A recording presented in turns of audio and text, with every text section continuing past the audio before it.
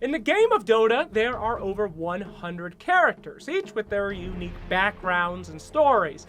But in Dota Dragon's Blood, there are even more. Now, I know this might seem a little bit overwhelming, so I am gonna take you back and let you learn a little bit about the lore of some of the heroes you might know and love, and get you ready to meet some of these new faces. But we'll start with heroes that you might already know. Davion, our brave but stupid protagonist, as Mirana calls him, is a Dragon Knight. Dragons are a normal thing in the Dota 2 universe and can range from local pests who eat livestock to living manifestations of cosmic forces, but we'll get to that later. The Dragon Knights are committed to one thing: killing dragons, and they're usually very enthusiastic about their job, as most Dragon Knights are orphaned youth who survived a dragon attack and watched their entire families burn to ash. Davion is not the greatest Dragon Knight, but he is as skilled as he is bullheaded, and he's pretty popular with the locals, especially the ladies. Mirana.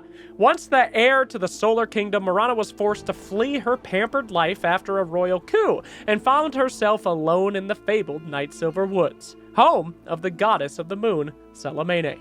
It was there that she was taken in and quickly rose to become a princess once again, the Princess of the Moon.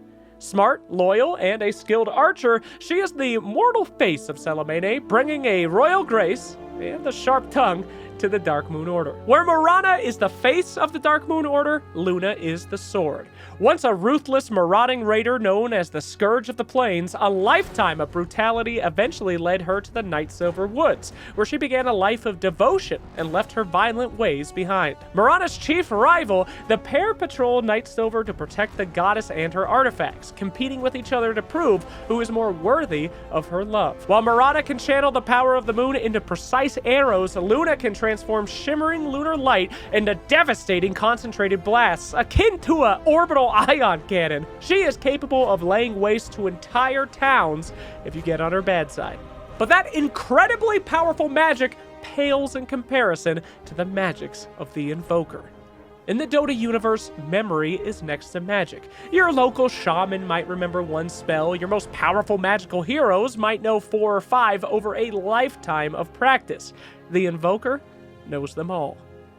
Without question, the most intelligent mortal in the universe, his genius intellect and unmatched memory gift him with a mastery of all forms of magic, including longevity spells, which have kept him near immortal for as long as any scholar can recall.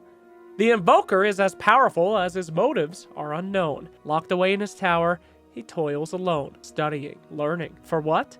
Well, hopefully for our sakes, we never find out. While any Dota fan knows these heroes, only some lore nerds like myself will recognize the other characters briefly mentioned in the Dota games. But in Dragon's Blood, these characters are given life for the first time. Like Salamene, the goddess of the moon. To some, pure evil, the great usurper, but to others, a savior, the healer of the broken. She is a deity whose powers, much like all the gods in the Dota universe, stem from the passion and devotion of her followers. With supreme reign of her dominion in the Nightsilver Woods, she blesses her followers with divine gifts of magic, and punishes any who threaten to steal from her with merciless divine wrath. Speaking of wrath, nothing can lay waste to a land like an Eldworm, especially Slyrak, the father of fire. As a dragon ages, it becomes not only physically larger and stronger, but also grows in cosmic strength as well.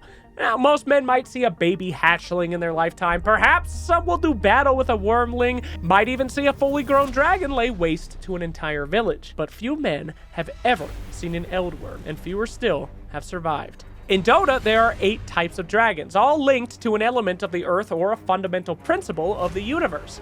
But the Eldworms are the most ancient of their kind. Their connection so strong to their elemental and fundamental planes of existence that they have become living representations of their respective nature on a cosmic level. In short, Slyrak is fire. Dragons at first seem to be simple monsters, but they are so much more. Now, what would a vast world like Dota be without new, interesting faces? Dragon's Blood features a slew of new characters, each with their own lives and backstories, which bring this world to life. Folks like Marcy and Bram, bodyguard and squire respectively, for our main Dota heroes. One, incredibly strong, but she can't speak, and the other, not strong at all. and talks way too much. There are even new gods like Mene, the old goddess of the moon, still worshipped by the elves. Elves like Fembrin, an elf blessed with forgotten power, chasing a prophecy for her goddess Mene's return. But enough about elves, let's talk about badasses. Caden. Remember how I said Davian the Dragon Knight wasn't the best in his order? Well, Caden is. The only man to slay one of each type of dragon. The only man to face an Eldworm and live. What would take a company of Dragon Knights to accomplish, Caden can do alone. Now, there are many more characters in the show, but I feel like that's enough background information to at least get you started. Every Dota player knows selecting your hero is the most important part of your journey, but now, there's no need to choose. You can enjoy the stories of these heroes and many more in Dota Dragon's Blood.